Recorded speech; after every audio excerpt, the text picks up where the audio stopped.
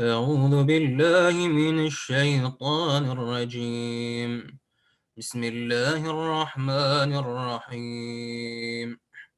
عما يتساءلون عن النبأ العظيم الذي هم فيه مختلفون. كلا سيعلمون ثم كلا سيعلمون. ألم نجعل الأرض مهادا والجبال أوتادا وخلقناكم أزواجا وجعلنا نومكم سباتا وجعلنا الليل لباسا وجعلنا النهار معاشا وبنينا فوقكم سبعا شدادا وجعلنا سراجا وهاجا ونزلنا من المعصرات ماء ثجاجا لنخرج به حبا ونباتا وجنات ألفافا. إن يوم الفصل كان ميقاتا يوم ينفخ في الصور فتأتون أفواجا وفتحت السماء فكانت أبوابا وسيرت الجبال فكانت سرابا. إن جهنم كانت مرصادا للطاغين مآبا لابثين فيها أحقابا لا يذوقون فيها بردا ولا شرابا إلا حميما وغساقا جزاء وفاقا. إنهم كانوا لا يرجون حسابا وكذبوا بآياتنا كذابا وكل شيء أحصيناه كتابا فذوقوا فلن نزيدكم إلا عذابا. إن للمتقين مفازا حدائق وعنابا وكواعب أترابا وكاسا دهاقا لا يسمعون فيها لغوا ولا كذابا جزاء من ربك عطاء حسابا. رب السماوات والأرض وما بينهما الرحمن لا يملكون منه خطابا. يوم يقوم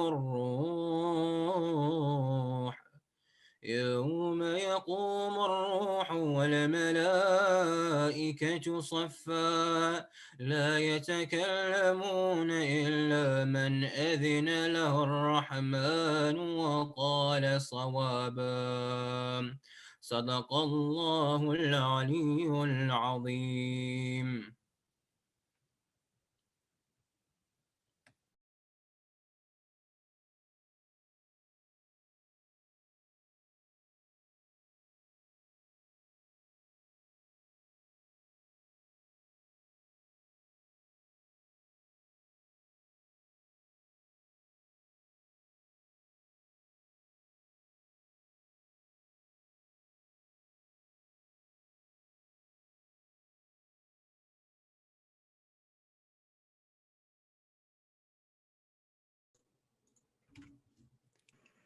Assalamu alaikum, everyone. Thank you for tuning in. My name is Ali Basit, and my co-host.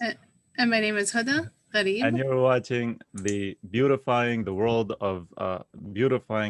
with Islamic art and calligraphy.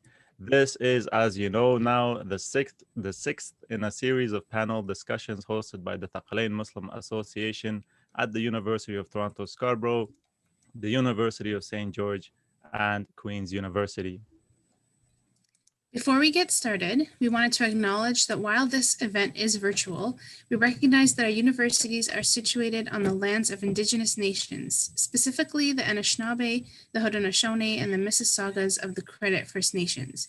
These territories are included in the Dish with One Spoon Wampum Belt Covenant, an agreement between Indigenous peoples of this land to care for the land and water and take from it only what one needs while leaving enough for others.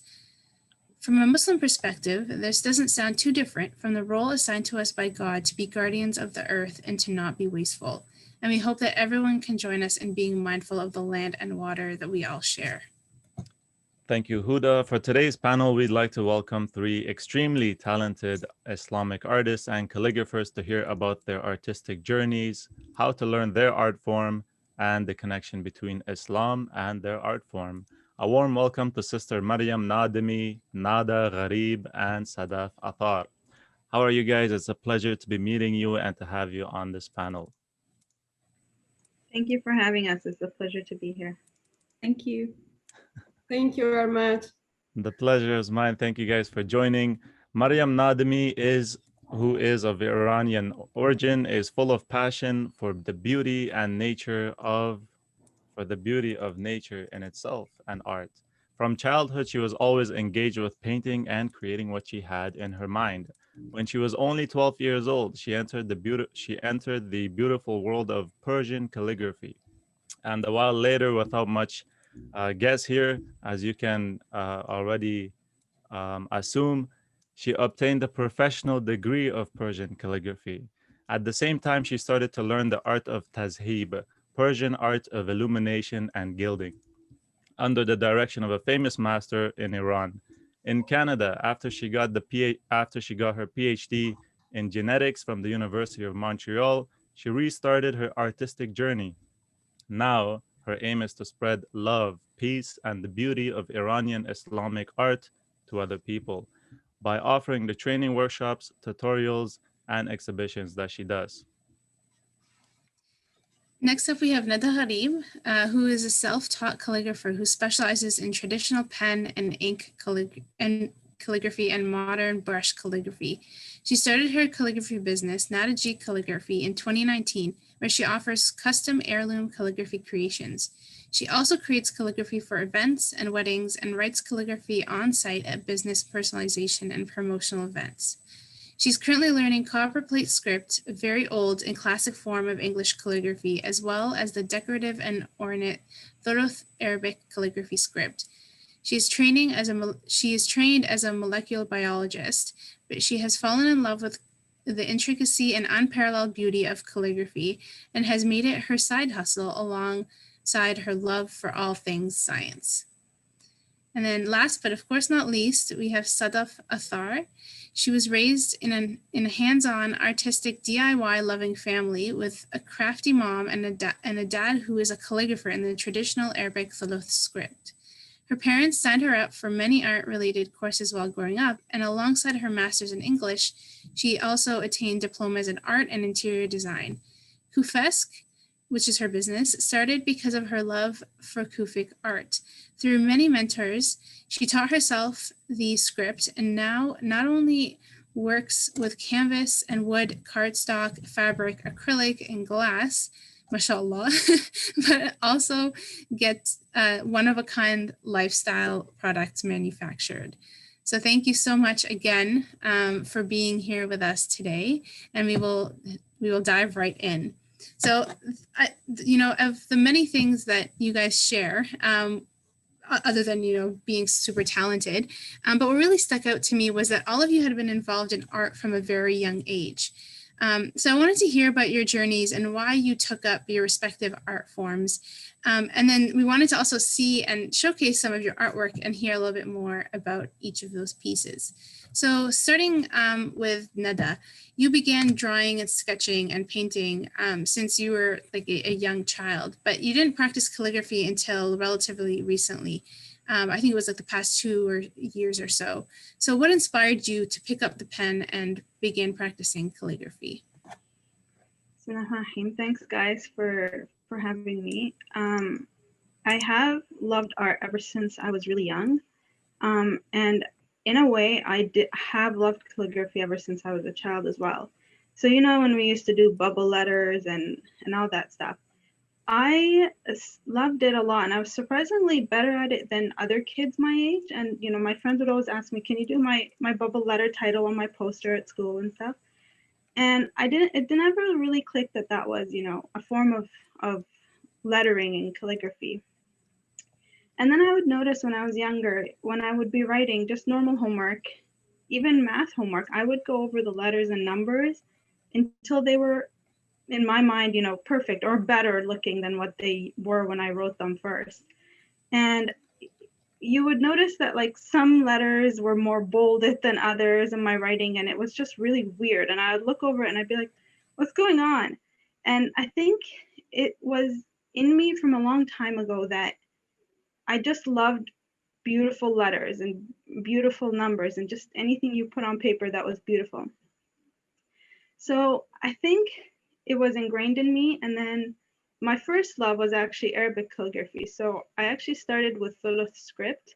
I've always wanted to learn calligraphy, but there really wasn't any way to do so, not in English and not in Arabic. And then I discovered an Arabic Thuluth script offered by a calligrapher in Toronto, and it was online. So I didn't have to go anywhere in person because he was far away anyway from me.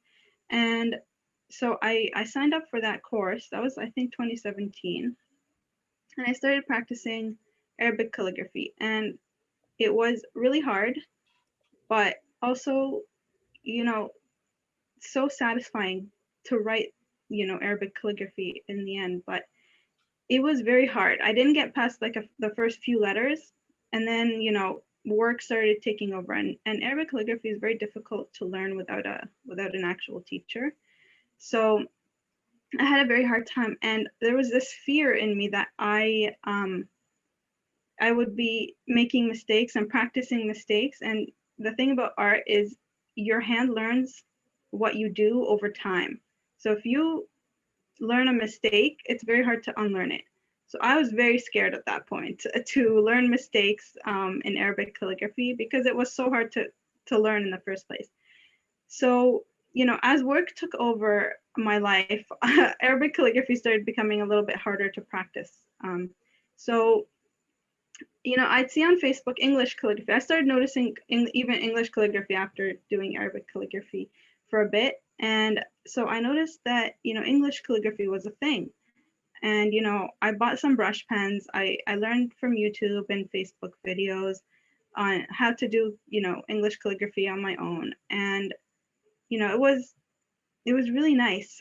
But there was something in me that just thought brush calligraphy was just, it was nice. But it was also for me, like, it came too easy for me. And so there was it wasn't challenging enough. And there was another type of calligraphy that I kept seeing videos of, but I had, you know, limiting beliefs. I didn't think I could do it because I didn't even know what the tool they were using was. I think I have, so you guys can see. This is what the pen looks like. Okay, you write with it like this. I mean, it's not even coming straight out of the pen, you know? So for me, I was like, I love it. It's beautiful, but I can't do it. I don't even know where to get this, you know? I was like, what is that? So for me, I loved it, and I kept seeing videos, and it never left my mind, and I really wanted to know how to do it, but I told myself I couldn't because it would take too long to learn, and I didn't even know where to get the products from. So that, it kept bothering me because I loved it so much, and I kept wanting to do it. So one day, you know, I found how to get it. I got it shipped from Australia. It was so expensive to ship. It was like, $30 just to ship it. And then there was, the products were expensive because they were very, niche. They were not mainstream. But I really wanted to learn. And it was pretty difficult. I started learning by myself. But the brush calligraphy really helped me. It's the same principle, different tools. So it really helped me to pick up on this. And I'm still learning, and I'm still, in my opinion, in a very beginner stages. And honestly, calligraphy, you just never, you're never good enough. You're always getting better. So I think that's my journey of how I got to this point. Yeah, thank you for sharing that. Sometimes you never really know how well you can do in something until you actually start doing it, and then you train yourself over and over, and it's really about that practice. So I'll hand it over to Brother Ali Basit.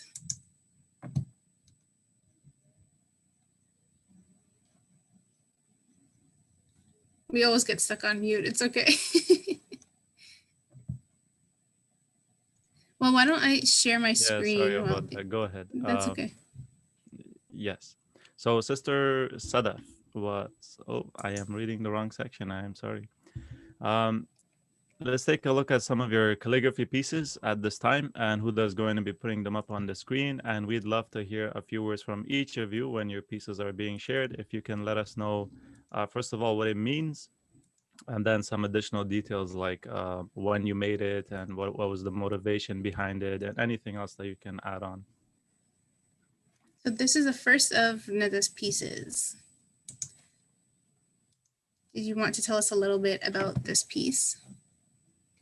So this piece has really a, big place in my heart, because I have, ever since starting calligraphy, I've always wanted to learn how to do, those little flourishes that are coming out of the letters. I've always wanted to learn how to do them as they come off the paper and then come back. But it takes a lot of imagination, and it takes a lot more skill than you think, because you have to imagine the letters coming out of the paper and then coming back. So this one was the first time I actually, attempted it in a semi-successful way for me. So this has a big place in my heart, and it was a birthday card to my sister. So it makes it even more special. And this is the second one? That's the first wedding commission I ever got. So these were, it was a COVID time, and, this was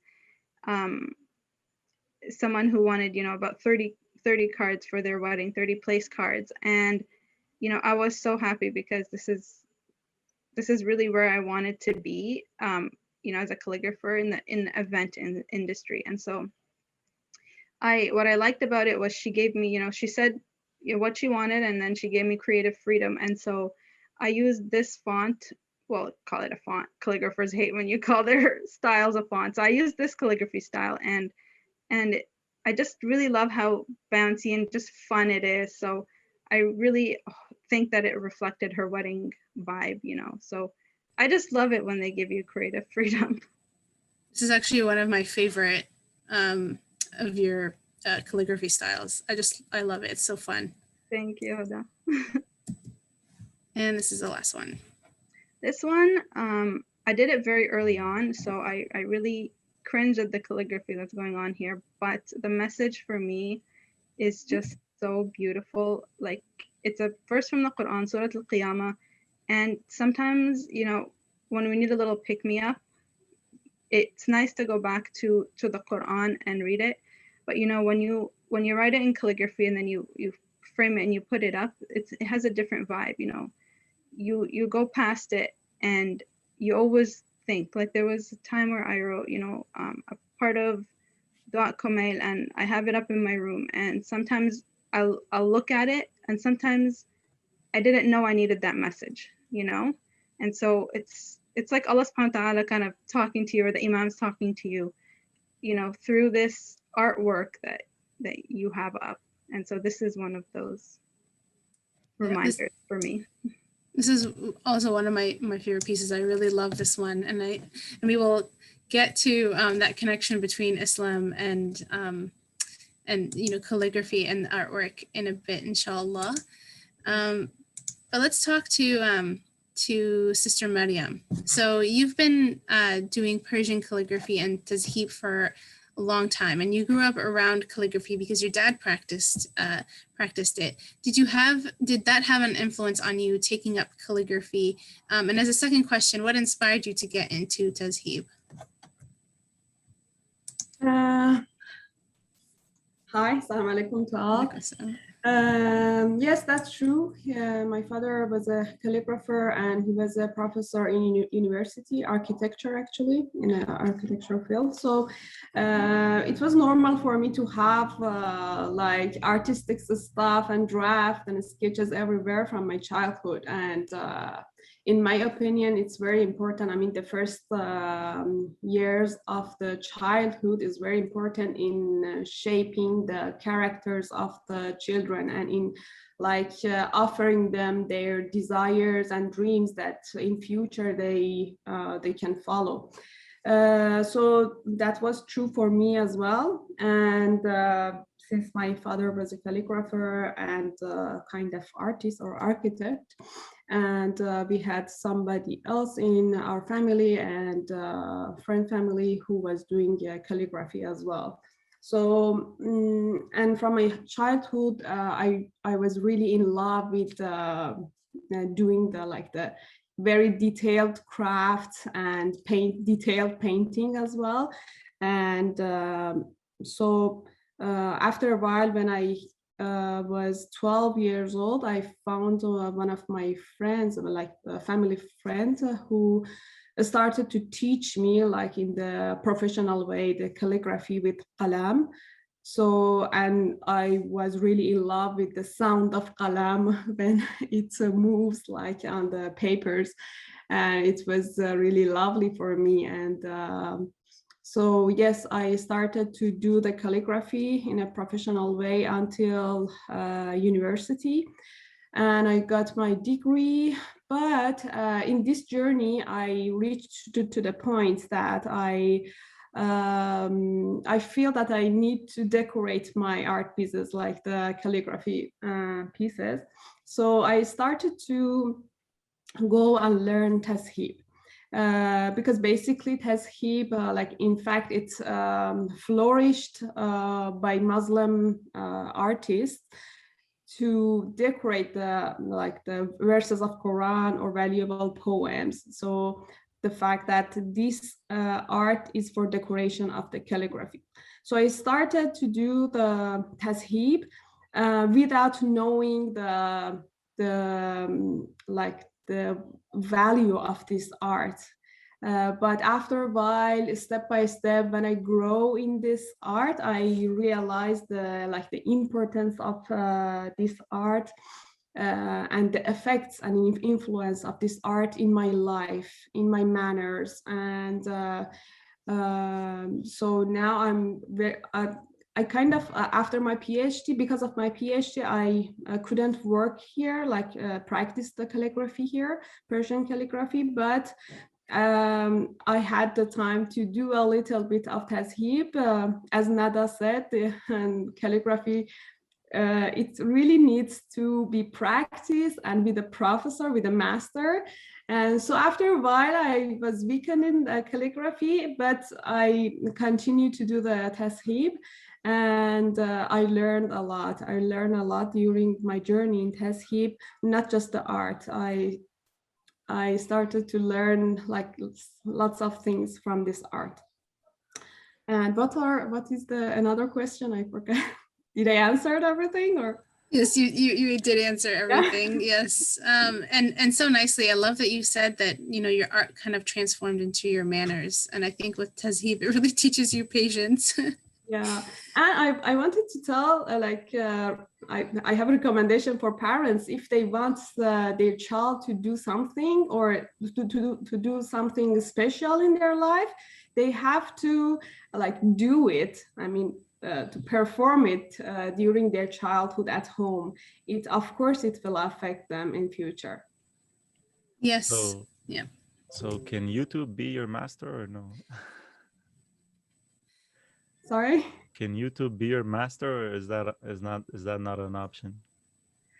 To be a master in Taz'hib? No, can you learn from YouTube, or do you need an actual Oh. master overlooking? For Taz'hib, yes, you can. Kind of, yes, you can do it without master, with just pursuing like the YouTube tutorials. But at the same time, it is better. I mean, there are some clues and some details that the real master should give you, but it can be done online. You know, it's not like a calligraphy. A calligraphy is kind of tricky to do it online, as Nada said. But for Taz'hib, no, we can do it. It's doable. I'm doing it with my student, and it's doable. Inshallah. So let's take a look at some of your artwork, and if you can comment on some of them. Sure. This art piece named as Light and Life, and I was kind of wanted to show the light that God placed in our heart, and to live in this like planet, in this world, and nature as well. So we have to use this light to be able to grow well and to reach to the integrity. Yeah. And again, as Brother Ali said, I'm in love with the nature, and this art actually is a kind of like the abstract format of the nature. I wanted to show the importance of nature with this piece. And nature, we all know nature is like this, it shows that if you think deeply, we can see that nature kind of showing Allah to us, like the wisdom behind this nature, the kindness, the love, everything. It shows it. If we like think deeply, we can find our way, our path, and to reach to Allah, inshallah. So a quick question, what is the circle representing? Circle in, basically I can say we have a pattern in Taz'hib which named as a Shamsa, which named as a like a sun-like pattern.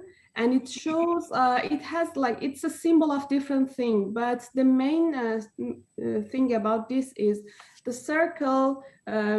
We are trying to show, for example, the circle is Allah, like the sun, and it's giving us his light to everybody to show the right path. And but it's not such like the Shamsa, it's kind of, but the circle in Taz'hib, it has a like, it's a symbol of God or unity or light. Beautiful. And yes, this piece named as a bridge, and I wanted to show like the bridge between like Iran and Islam to Canada, to other part of the world, and different cultures and religions. And we have lots of common things like the truth, the love, the peace, the beautiful, the valuable manners, the humanity. And we have to find these linked like characteristics, and we have to be linked and more kind to each other. Sound. Beautiful. Let me stop sharing this. Yeah, I had a feeling when I saw that one, I was like, there must be some kind of connection to Canada because that looks like a maple leaf. Yeah. So, Sister Sadaf, you grew up in a DIY loving family, which is so cool. And just like Sister Maryam, your father was also a calligrapher in Taz'hib. Can you tell us a bit more about your journey towards becoming a calligrapher, practicing Kufic script, and eventually starting your own Kufic art business? Thank you very much for having me here today. So I don't know if many of you know this, but I grew up in the UAE. I grew up in Abu Dhabi, and we had this cultural hub there, which was called the Cultural Foundation. And all the arty, nerdy kids would hang out there. We would go and take classes. So I was taking these oil painting classes over there, and I chose this picture of two ancient coins, which dated back from the time of the Prophet. And I was like really fascinated by the text that was like on the coins. And I didn't understand what the text read. So we had like an in-house resident calligrapher present, and we went to him and we asked him what it meant, and it was actually Qul Huwallahu Ahad. It was Surah Tawheed, and I was really fascinated because I read Arabic fluently, and I wasn't able to understand it. And that's kind of how I started to learn a little bit more about it. I mean, my dad knew how to do the salat, but we never really thought much about it. I was telling the girls in the waiting room that, we always thought that, oh, he writes really pretty, but we never really thought about what the script was called and things like that. I mean, I started to, right after that, I started to read a little bit more about it. I started to, like pursue a lot of different artists who were doing things with the Kufic script. And one of my favorite is Sayyid Muhammad Wahid Muswi Jazairi. I don't know if you guys know him. He's written a book.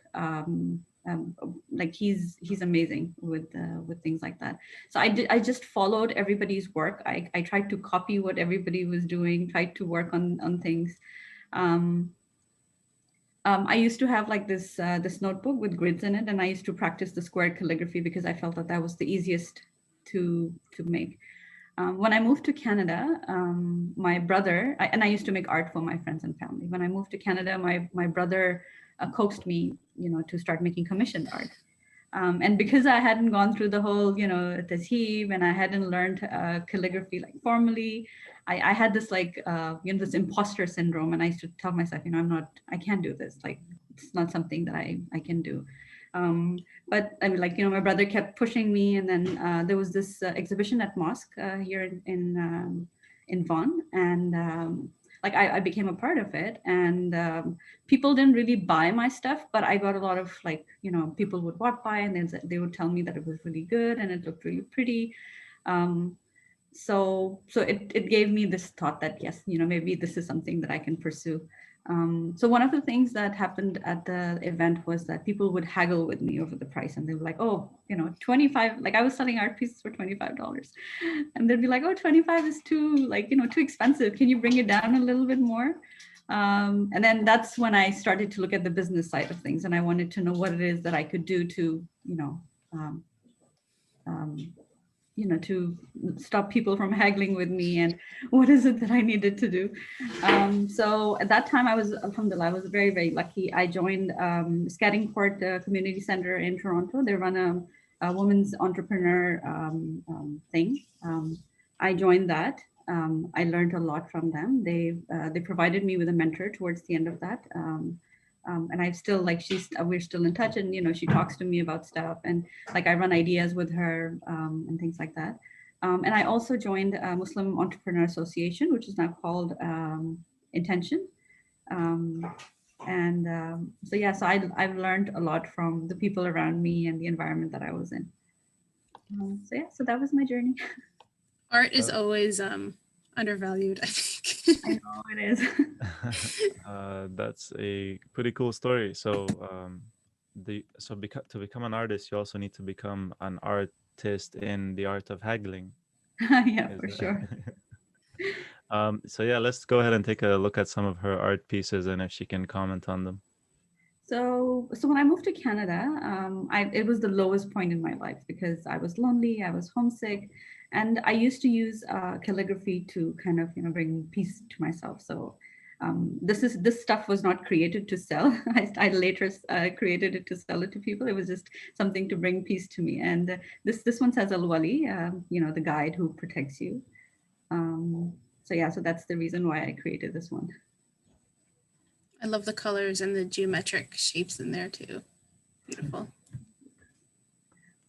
So this came much later in my journey with Kufesk. like I think by this stage, I had started to learn a lot of things about calligraphy and about business and how to like, you know, how to like manufacture things and things like that. And I felt that the word Iqra really inspired me, because it just doesn't mean the word read. It also means that, you know, let the word of God like manifest within you, and let him be your guide, and let him be the one who kind of helps you through whichever situation you're in. So that's the reason why I created these. And then I had this idea of creating them into bookmarks. And alhamdulillah, this is like my most, my best-selling item in my store. I think, and it's not only beautiful, I think it's also really smart. Putting Iqra on a bookmark in that form. I love it. Thank you. So this one is also very, very special to me, because I started my business like in 2019 in Jamaat al-Thani, and because of Bibi Fatima's birthday, I thought I wanted to do something that, you know, honors her. So so this is actually Surah Kauthar. And yeah, and this sold out like right away. I sold it for 25, but it sold out right away. Is it still going for 25? Not anymore. Not after this, me being on the show. All right. So let's talk a little bit about how to become, or how to sort of start practicing your different art forms in calligraphy. Starting with Sister Maryam. Over the past year, there's been a surge of interest in Islamic art.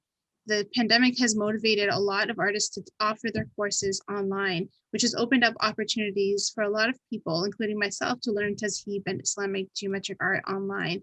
But kind of just like you mentioned, to become a Taz'hib artist, it takes, you know, years of learning and practice. So can you tell us more about what Taz'hib is, and what are the steps that someone can take to become a Taz'hib artist, or, you know, by hobby or even by profession? Yeah.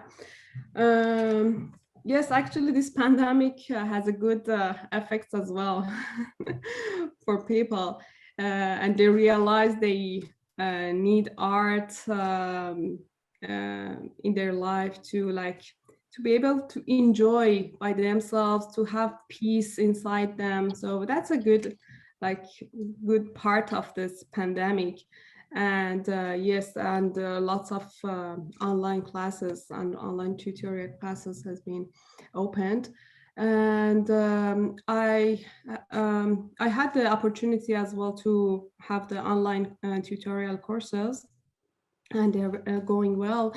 But about the thing you said, I don't think Taz'hib is very hard to learn, and everybody can do it even online.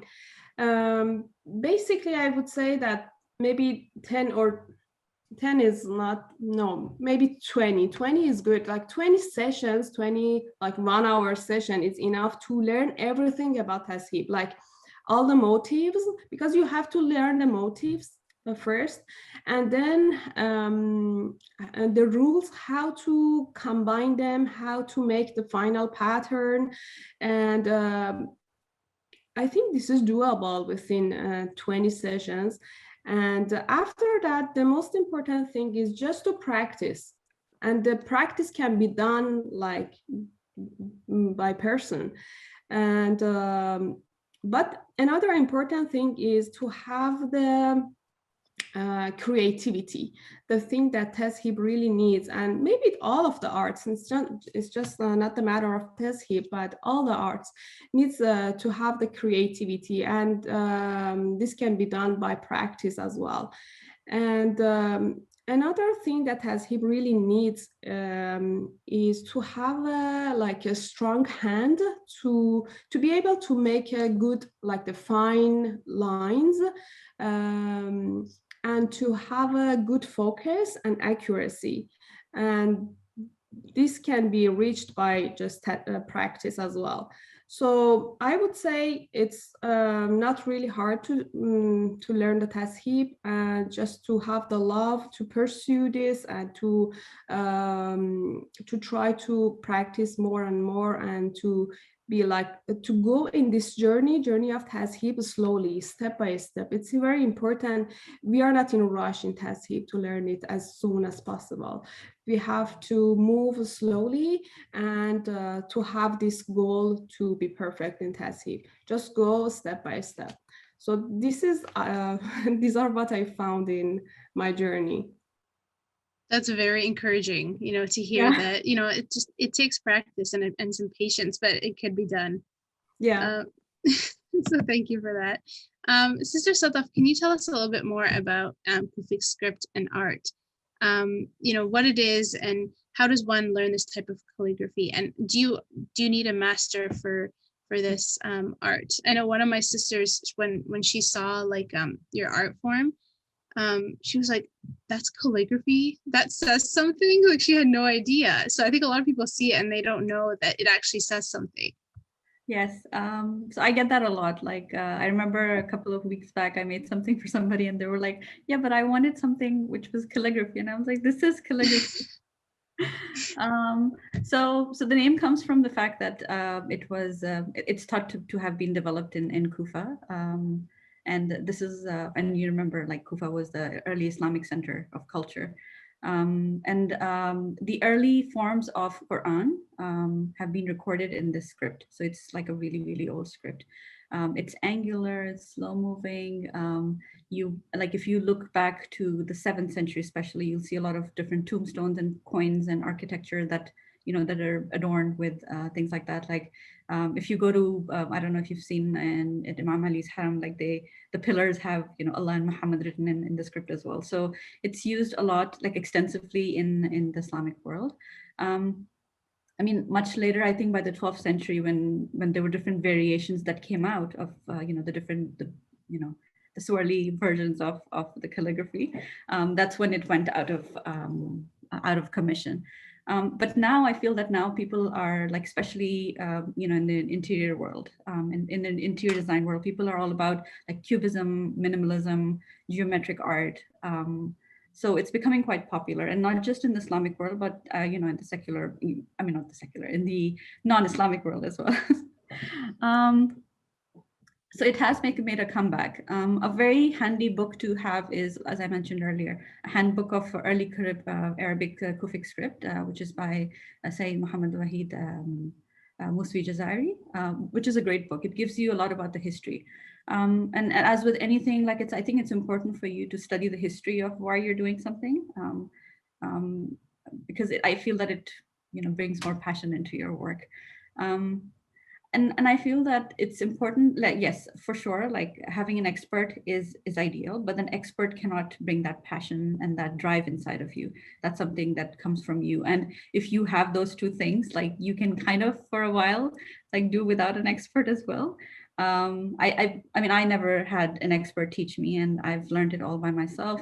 And as Sister Maryam and Sister Nada mentioned, that it's all about muscle memory.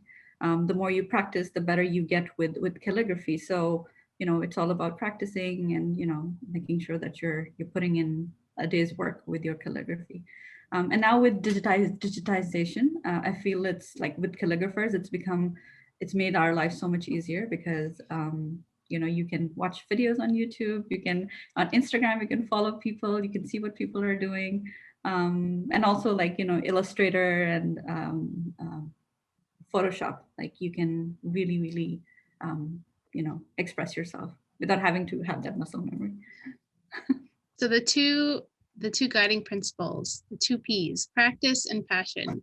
Yes. You can get those in art. It'll take you a long way, inshallah. For sure. And Sister Nada, you are also a self-taught calligrapher, and I'm wondering about the different paths that one can take when they learn English calligraphy, whether as a hobby or as a profession. So can you speak about, some of the possible career options for aspiring calligraphers, or even just for those who want to do it as a hobby, what's out there for them? So a lot of the time, calligraphy is mainly used for, especially English calligraphy, for decorating, but also at events. So, a lot of weddings will have a seating chart, and they'll write people's names and which table they need to sit at, etc. Place cards like the ones you showed. Really anything. You know, I've personalized mugs before, you know, so anything you can write on is automatically, you know, game for calligraphy. It all depends on what you want as a person who wants to get calligraphy, and as a calligrapher, you know, you can specialize in everything or one thing. So you know, you can specialize. There's calligraphers I know who specialize in just off paper calligraphy. So people who are writing on mugs and people who are writing on glass and mirror and wood, you know, for as decorative elements. And there are people who, like myself, prefer the traditional paper and ink um, route, and there are people who prefer digital calligraphy. You know, so they all have their you know, strong suits. They're all good for something, and you know, there's always one that's better for something than another. But it's good as a calligrapher to have all of them in your repertoire, so that if someone comes to you and says, you know, I really want this, you can say, you know what, this is the best way to go about it. And it's good if you can do it, but if not, it's always good to have a community of calligraphers you know who specialize in things that you don't, so that you can always hand it over to someone else and say, you know what, I can do this, but this is not my area of expertise. You might want to look at this person. They're really good at this type of calligraphy. So one thing that I really like to emphasize with calligraphy is now as it's getting more and more popular and more calligraphers are popping up, it's always nice to have a community of, you know, over competition mindset, where if I'm not very good at something or I don't have time for something, I'm gonna suggest you go to someone else, you know, instead of just always trying to you know, be the go-to calligrapher, because one, you'll burn yourself out, and two, you know, you want to give the client their best, you know, the best possible route to take. That's in terms of routes. You know, there's event calligraphers who just do calligraphy for events, weddings. You know, there are calligraphers who, you know, do calligraphy at business events, you know, but a lot of, especially high-end businesses now, are asking calligraphers to come in and personalize, you know, customer purchases. So really anything you can write on, anything, you know, you can get words on, is game for calligraphy. Yep, and I've seen in live events, people just absolutely love having their name written on things. Yeah, like that. Yeah. So let's move into the joys now. I'll pass it over to Brother Ali Basit. Yeah, just before we move on, there's all this talk about what calligraphy is. Because can anyone make out what this says? Is that Does it say Hussein? Yeah, exactly. It does say Hussein. I really like that. So, nice. I wanted to see if the calligraphers who write can read their own calligraphy. It's actually difficult. It's actually sometimes for me difficult to read Arabic calligraphy. It's not Yeah, exactly.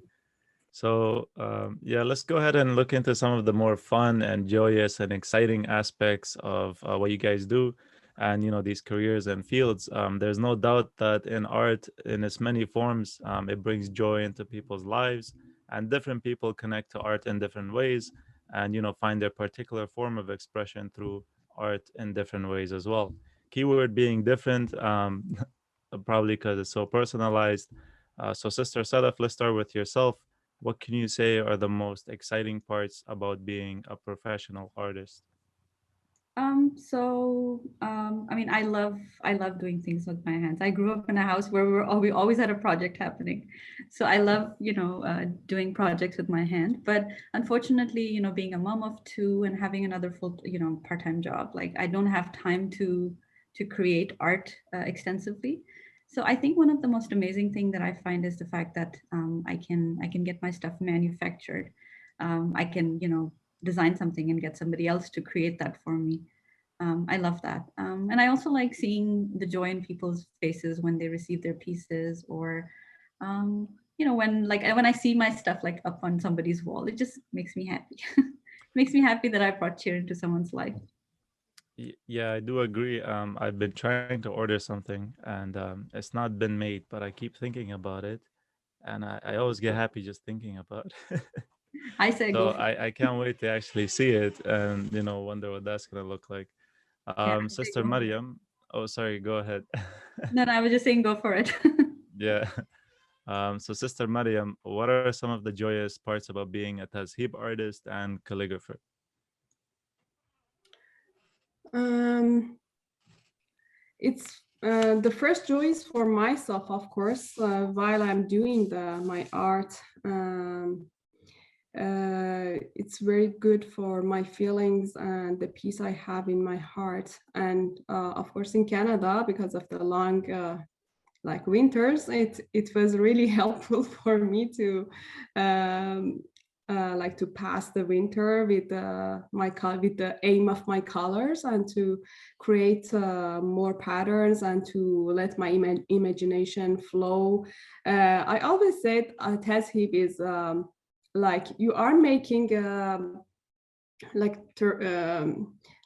a garden for yourself, like the heaven for yourself, and you are starting to fly to that heaven, and with the like, and the heaven is like really peaceful and calm, and you're very like in peace in that garden. And I'm trying to think, I'm trying to think deeply about this life, about myself.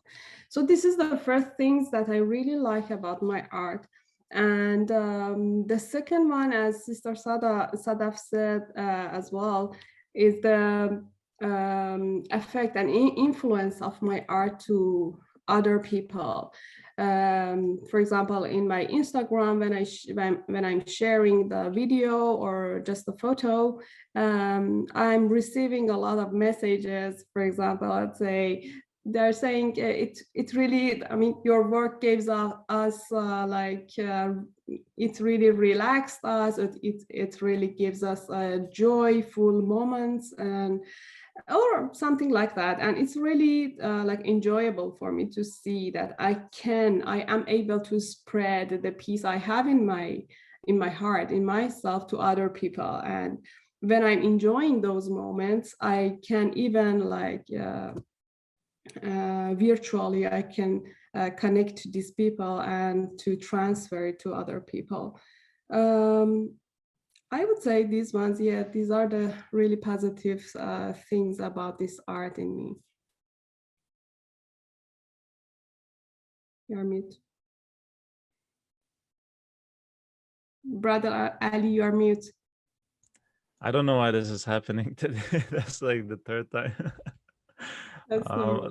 Very nice. Thank you for sharing with us, sister. So, Sister Nada, what are some of the best parts about doing personalized calligraphy as a professional calligrapher?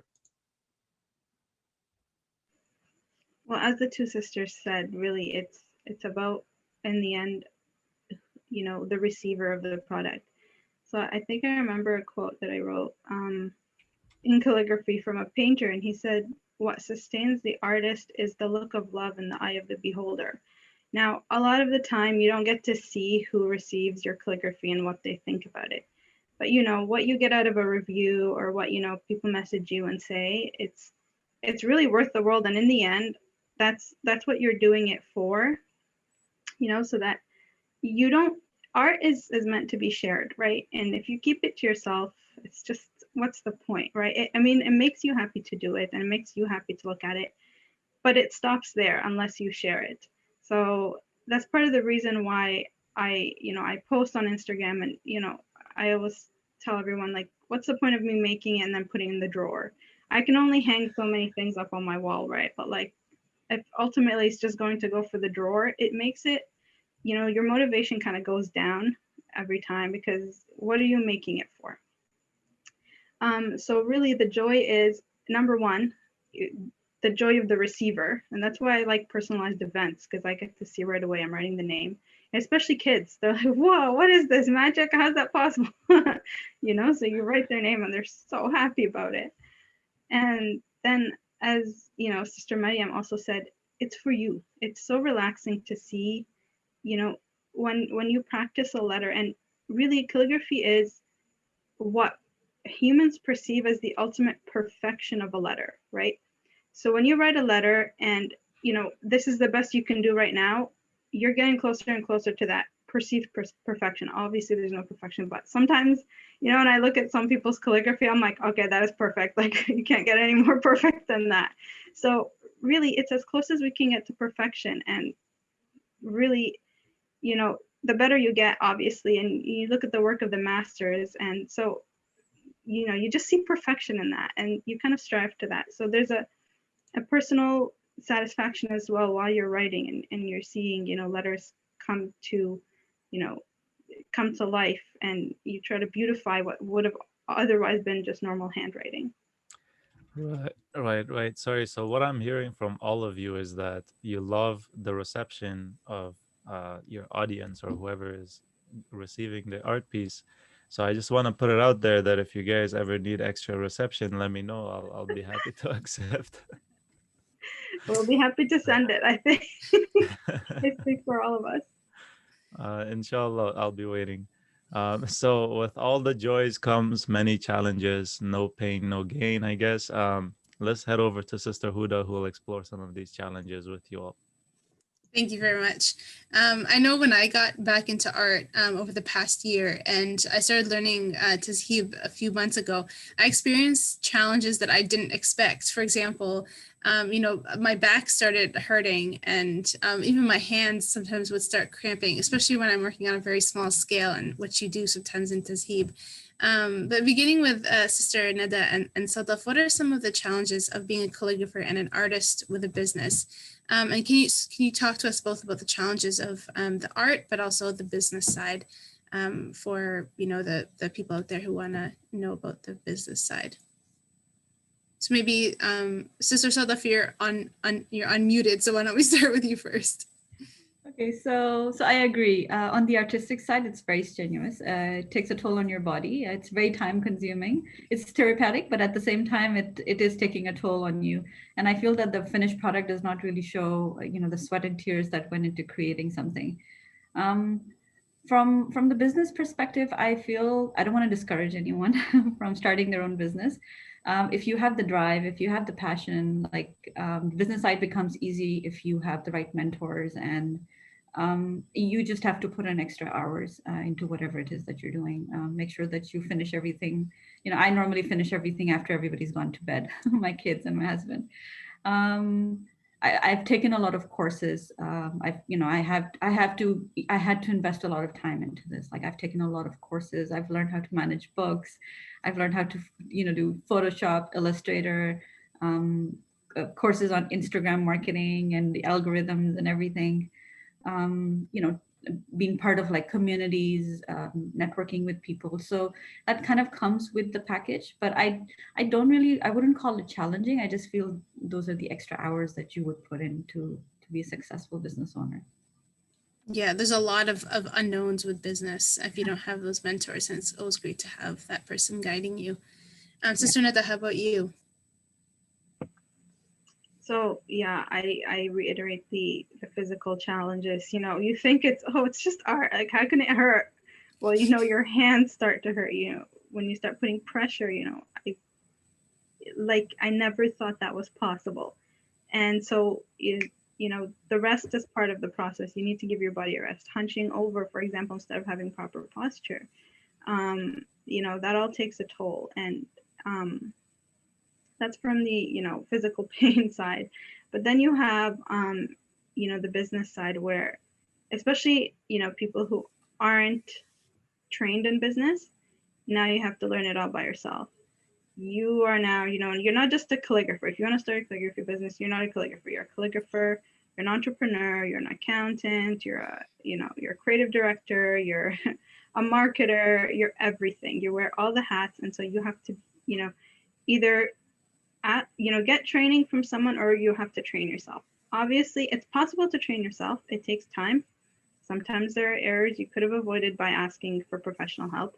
So it's possible to do it by yourself. It takes longer, but as Sister Sadaf said, a mentor is always, probably the best route, the safest route, especially when you're dealing with finances and stuff. I imagine I haven't had a mentor yet, but I think that I would like one, So like for example, coming up with contracts, I'm trying to use resources on the internet to come up with my own contract, but because contracts could be up to like $500 each, right? If you buy one from a lawyer. So you have to think, okay, so do I want to spend the time and possibly do something wrong, or do I just want to put the $500 up front and then get a lawyer approved contract? So these are things you have to, think with yourself.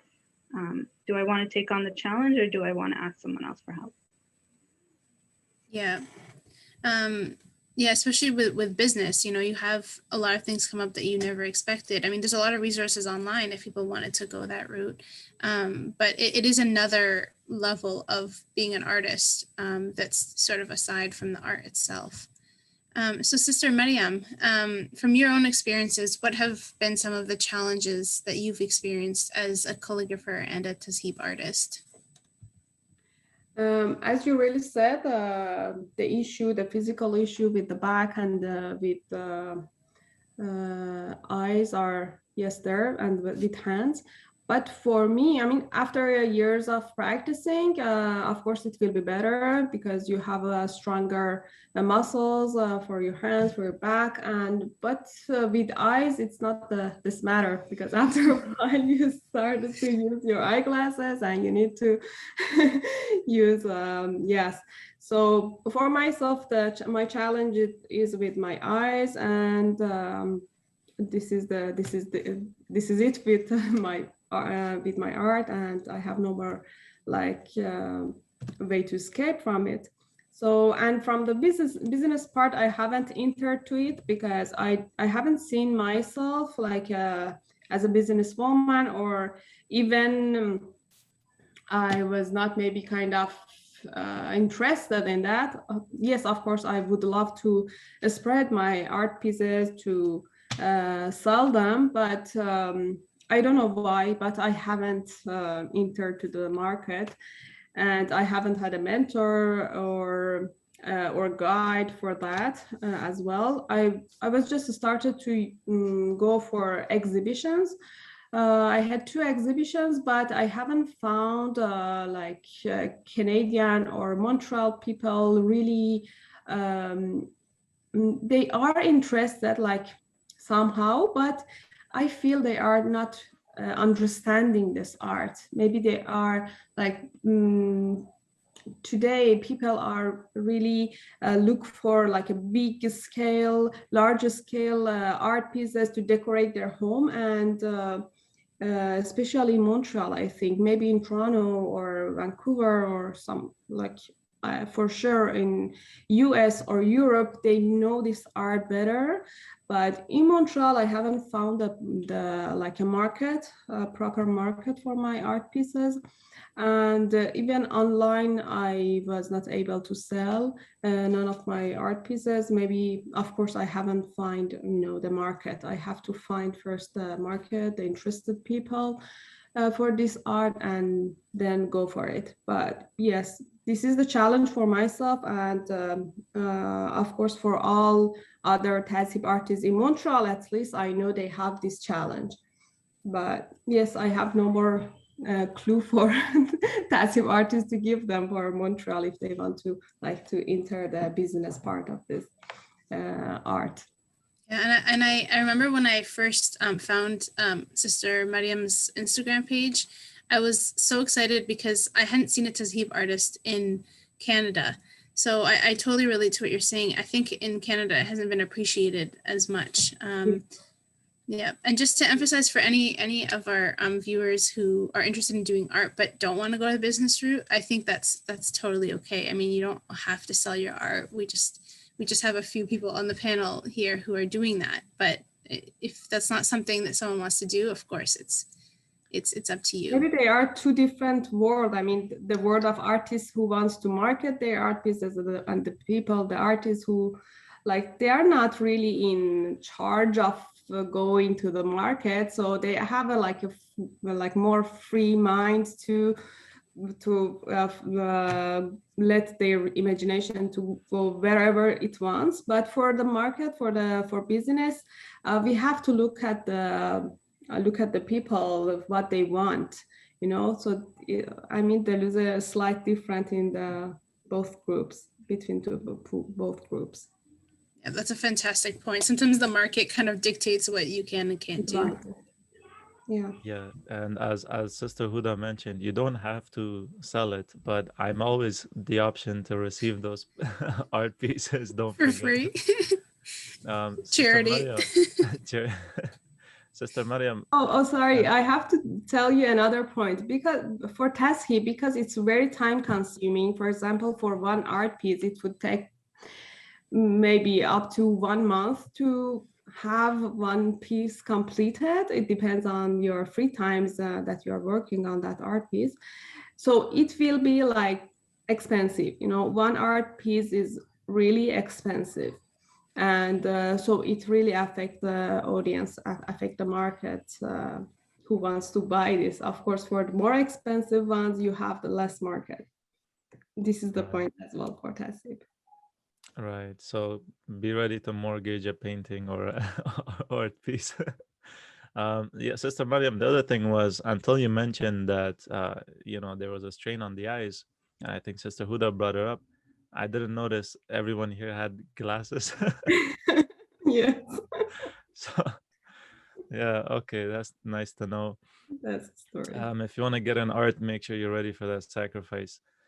So on the one of the important aspects of the careers panels and discussions that we have here, or that we're holding throughout the semester, has to do with the connection between careers and hobbies that people choose to do, but also our Islamic faith.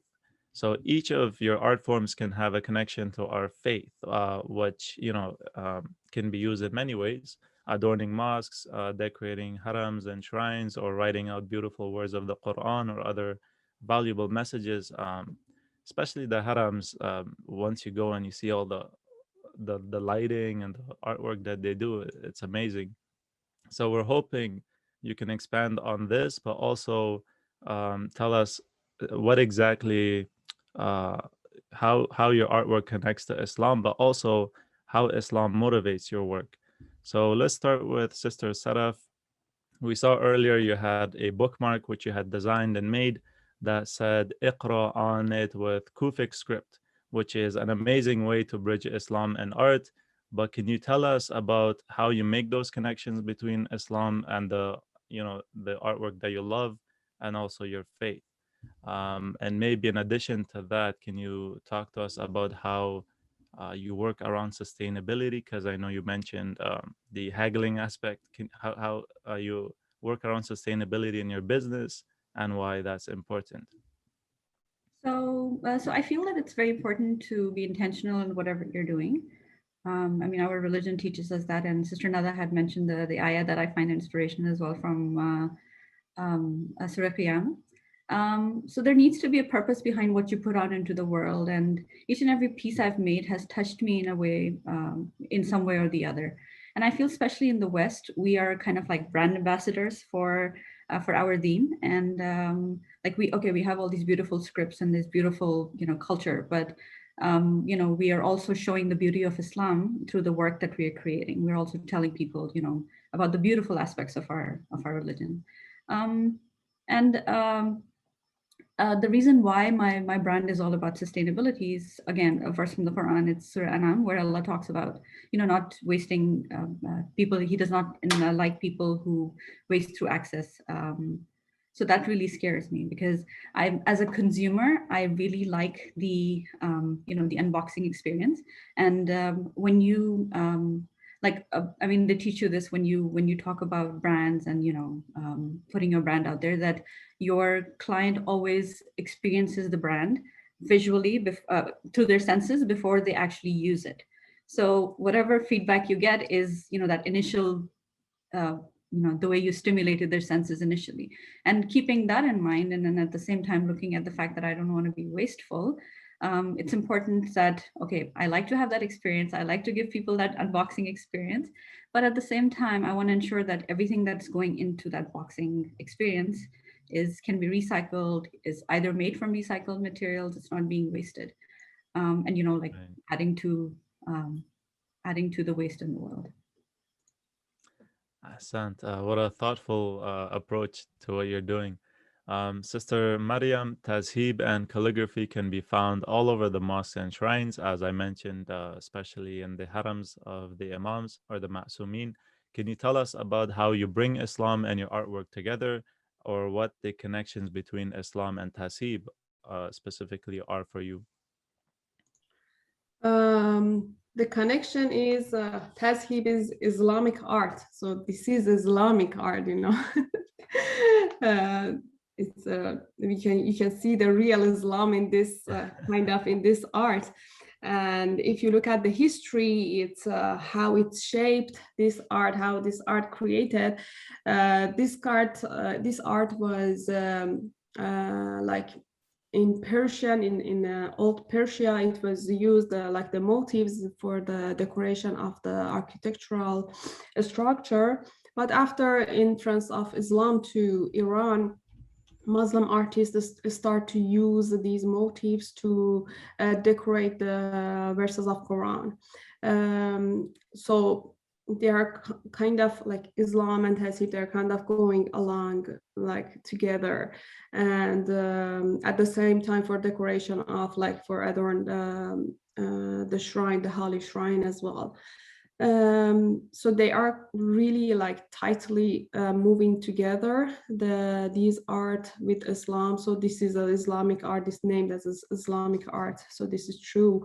And but by the way, at the same time, I would say not just this art can be used as for decoration of, for example, holy phrases, but at the same time, this art has a like a spiritual effect and effect on the artists and even on the viewers, the people who are engaged with this art. As I said before, for example, this art is, for me, it's like a meditation. It's like you are meditating, and it has a like a therapeutic effect and influence on the artist. And it shows the kind of, it's helped me to gain the manners, the humanity manners, like patience. Patience is really important in Islam. And while I am practicing Taz'hib, I'm not just doing the Taz'hib, I'm not just doing the art. At the same time, I am trying to learn, I'm trying to like take these manners from my art, manner of be patient, be thoughtful, be accurate, and so these are all together really connected to the thought of Islam, the peace which is in this art, the love which is present in this art. They are really linked to Islam, and it shows to my idea, this art really shows the real Islam. So yes, that's all I can say about this art and the connection to, I think I told everything, but yes, these are the connections to Islam with this art in Islam. Yeah, Sister Maryam, you mentioned patience quite a bit. Yeah. Taz'hib. Because nowadays, like in this world, we are kind of forced to be fast as possible, but this is not true. This is not a real right way for humans. We need to be like move slowly, to be thoughtful, to enjoy every moment of our life, to thanks God for having each moment. And this art really can be helpful in these days. Yeah, the reason I'm bringing it up is because I remember a comic or a joke I was reading one time. It's like a businessman was going on top of a mountain with his helicopter and all that, and he reached the place of a monk where he was meditating, and he's like, quick, I need to know what the meaning of life is. And the monk is like, you must have patience. He's like, I don't have time for that. so, so yeah, let's go ahead back to, or no, Sister Huda, please. Thank you. So to finish off the section with Sister Nada, you and I have talked before about how calligraphy can bring valuable messages, including the words of the Quran, into our homes to beautify our spaces and serve as reminders. And you shared your own experience of that with Da'a Kumel. So can you share from your perspective how calligraphy connects us to our faith and how Islam can motivate, or how Islam motivates you in your work? So the obvious ways that you have mentioned is to write the words of Allah subhanahu wa ta'ala and put them up as reminders. And they really do serve as reminders because, you know, when there's something up on your walls and you're used to it, you forget about it. But then one day your eye just locks on the words and you read them, and it's like Allah subhanahu wa ta'ala sending you a message in that time and you really needed it. And subhanAllah, it just really works like that. And everything the sisters said is so true, you know. Slowing down, being mindful, you know, but one thing, so calligraphy it's practice and it's skill and, you know, talent and creativity and all that. But in the end, I have found that even now, if I'm writing quickly, my calligraphy is not nice. You really, even as an expert, you need to, which I'm not, but even as an expert, you need to slow down. Calligraphy is slow. It's you know, it's a type of art form that forces you to slow down. You know, once I was teaching I used to teach high school, and I was teaching one of my students how to do calligraphy. And one of them, she just, you know, her calligraphy was not improving. And I was like, okay, well, you know, you need to be slow. You need to do the basic strokes, etc., etc. And it just wasn't improving. And then one day, her calligraphy was awesome. And I was like, what did you do? I wanted to know, like, what happened? And she's like, you know, I listened to what you said. I slowed down. And really, calligraphy is about slowing down, taking it all in. Another way that's not very obvious of how calligraphy brings us to our religion and Allah subhanahu wa ta'ala is, as I mentioned before, calligraphy is a human interpretation of the most perfect form of a letter or a shape or whatever it may be. And, you know, the more you strive for that perfection, the more you try to see the perfection of Allah subhanahu wa ta'ala. You know, through your imperfect human hands, you're striving for perfection. And you know, especially when you look at the work of masters and experts and you see how in my opinion, their work is perfect, immaculate, you know. But then you think, this is a human, and, you know, the perfection that Allah has bestowed on such imperfect humans, how perfect could he be, you know? And so it's just a state of meditation, as Sister Maryam and I think Sister Sadaf said. But also, you know, I had an interview a couple of days ago and I was really anxious and I couldn't get myself to calm down, like deep breathing, everything, like nothing. Okay. And then I was like, okay, I'm taking a break. I took out a random piece of lined paper and a normal pencil, and I just started doing the basic strokes of calligraphy, not even letters, just basic strokes. And within 10, 15 minutes, I forgot I even had an interview. I was so calm because I had to slow down and I did something I really liked. And I was striving for that, you know, what we perceive as perfection. And so I forgot about my interview, and I forgot about my anxiety and my worries, and I was just present in the moment. And that's something that, you know, I've found over and over is sometimes I can't sleep, for example. I'll go and I'll do, you know, a bit of calligraphy and I'm good. I can sleep after that. So if I haven't done calligraphy in a long time, I get anxious. And so it really, really helps to relax the mind, put it in a more meditative state, which is, I think, more receptive for ibadah and worship at the end of the day as well. That's so beautiful. And I think just like you've all mentioned, it's so needed in this fast-paced world, and especially when we're like in this pandemic where we're always in front of our computer, or we're always working and expected to be online. Being able to take ourselves away and be in those meditative states, and create. It doesn't even have to be creating a whole art piece. It could just be practicing those strokes, and it doesn't have to be perfect either. It's just about getting yourself into that state of calmness. So we do have a lot of questions from the audience. So I'm going to pass it over to Brother Ali to begin the audience questions. Yes, thank you, Sister Huda. We do have a lot of questions. Let's go ahead and start with Sister Sadaf. Sister Sadaf, they have a very intricate question for you. How can calligraphers create, or if they've already created something, grow a brand for themselves like Kufisk, mashallah, that people can easily recognize when they see their work?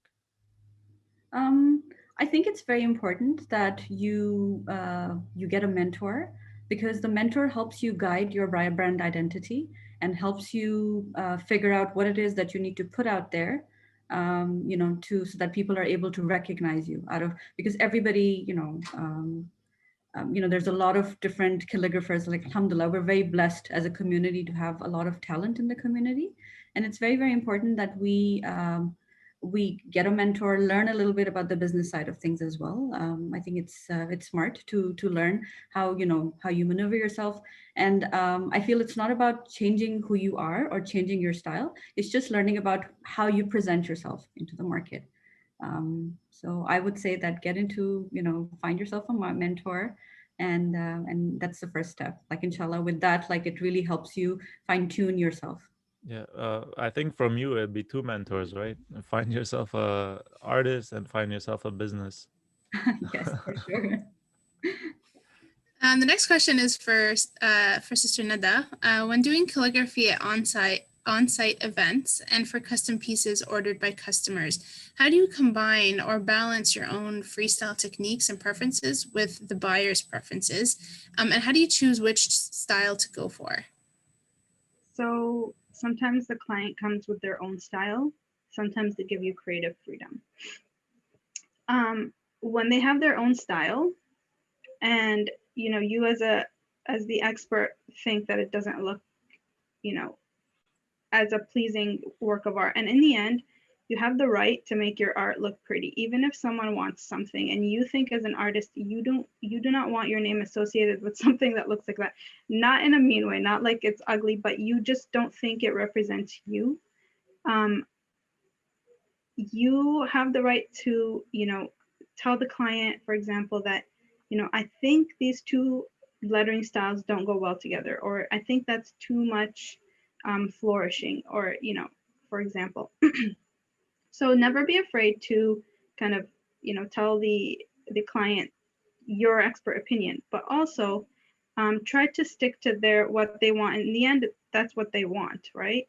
And you can always suggest, when they give you creative freedom, it's nice, but it's also hard, because now you have to think, what does this client want? Because in the end, you still have to make sure the client is pleased.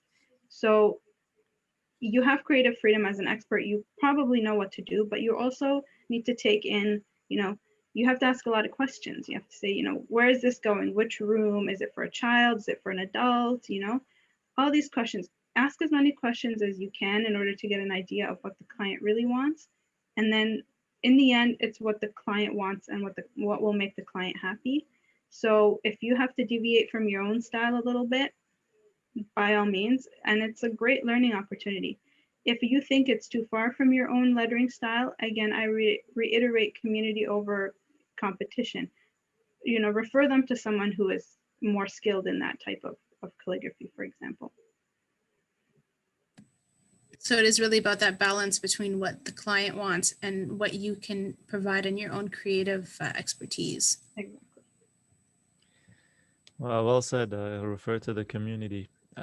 Sister Maryam, at what point did you decide that that you were, I guess, ready, or that you could start teaching others the art that you've learned and harnessed over the many years that you spent learning? Actually, after like 13 years that I started my journey in Taz'hib, I got a lot of messages in Instagram and the friends who were asking me if it would be possible for me to teach them. And at that point, I started to have this like the tutorial courses in person or online because I feel that it's necessary for me to transfer my talent, like the skills I already know to other people as well. Of course, I'm not a master, but I know the motives, I know the rules. So I'm trying to transfer all of them to my students, and they can go and start their journey in Taz'hib and to practice and to see like the ancient Taz'hib artworks and to like follow the masters in Instagram or whatever in YouTube, and so they are able to to grow in their journey. Thank you. Yeah, And I'll just pick up with Sister Maryam on this question as well, because it's relating to what you're saying, but it's a question open for everyone. So we'll get all the panelists to answer it. But people are wondering about how to start doing calligraphy and Taz'hib, and like what are the beginning learning processes and what tools should they get to start off their journey. And people are asking about both, for adults, but also for children. So what would you recommend as a learning process and tools? For children, I would recommend it really depends on the children. If you have if you have a child who is good in doing detailed stuff, maybe they can start after 10 years old. My youngest student were 13 years old. So earlier than that, I'm not sure if they are able to do that or no, but it really depends on the child. And for the courses, for the tutorial sessions, the first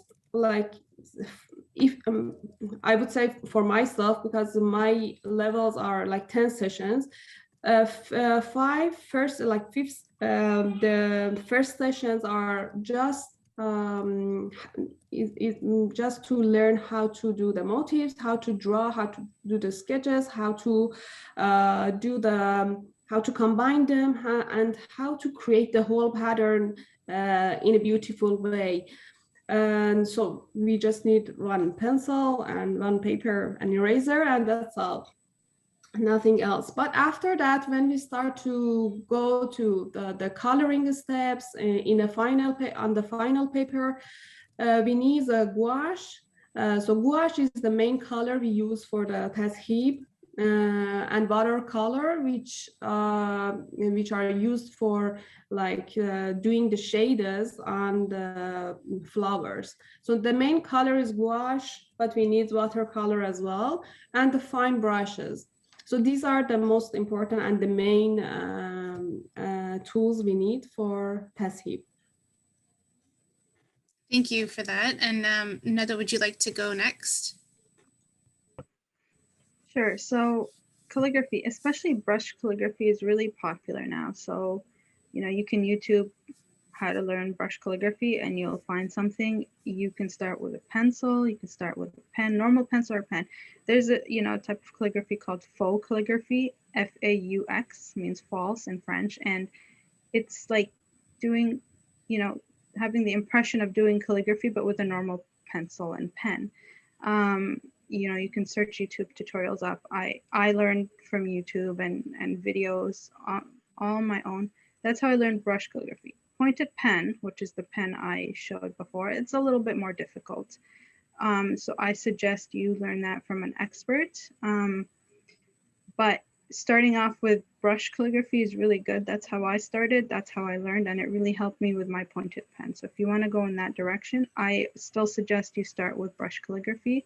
You can even do it with Crayola markers. Really, it's very simple. Once you hit a YouTube tutorial that you really like, it's easy to go from there. Thank you for sharing and for that encouragement. And Sister Sadaf, how would you encourage people to begin Kufic art and the tools they need? So I think the most important thing is to understand grids, and math should be, math is a part of it. You need to calculate how many boxes and where you're placing the letters and things like that.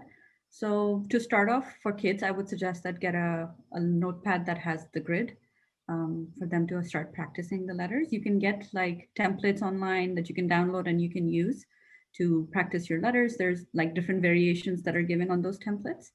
Another thing that if you are looking to become a professional, then you could get into investing in a Rocketbook. A Rocketbook is like a little notebook that you write on, and then you can just automatically transfer it onto your Photoshop or your Illustrator, and then you can just clean up the lines. And I mean, these are two things that I normally use, and I find them very, very helpful. There's no escaping math, even in art. Thank you for sharing that. Yes, thank you all for sharing and answering all those questions. Unfortunately, due to time, it brings us to the saddest part of this event, simply because it's so fun talking to you guys and learning from you guys and taking on all that experience. So thank you so much. This brings us to the end of the panel. Thank you so much to our talented panelists for joining us and and for sharing both your invaluable experiences and knowledge for Islamic art and calligraphy, and your truly, I can't put it to words, indescribably beautiful artwork. And of course, thank you for the audience for tuning in. We hope to see you. We hope you found this session as fun and informative as we have. Like I keep saying, I learn a lot from these panels every time. I'm not in these fields, but each time I feel like I can jump into the field after speaking with our wonderful panelists. That's all we have for you for this month. Please join us in April for panels featuring architects, engineers, geographers, and city specialists. And as always, don't forget to check out our Instagram page at Career Panel, where we post all the information you need to know about upcoming panels, as well as amazing coffee and tea tutorials and recipes from Sarah's Kitchen made specifically for this event. And thank you to our panelists again and to the audience for tuning in, and see you in April, inshallah. Assalamu alaikum. Alaikum salam. Thank you very much for having us. Thank you very much. It was a pleasure to have you.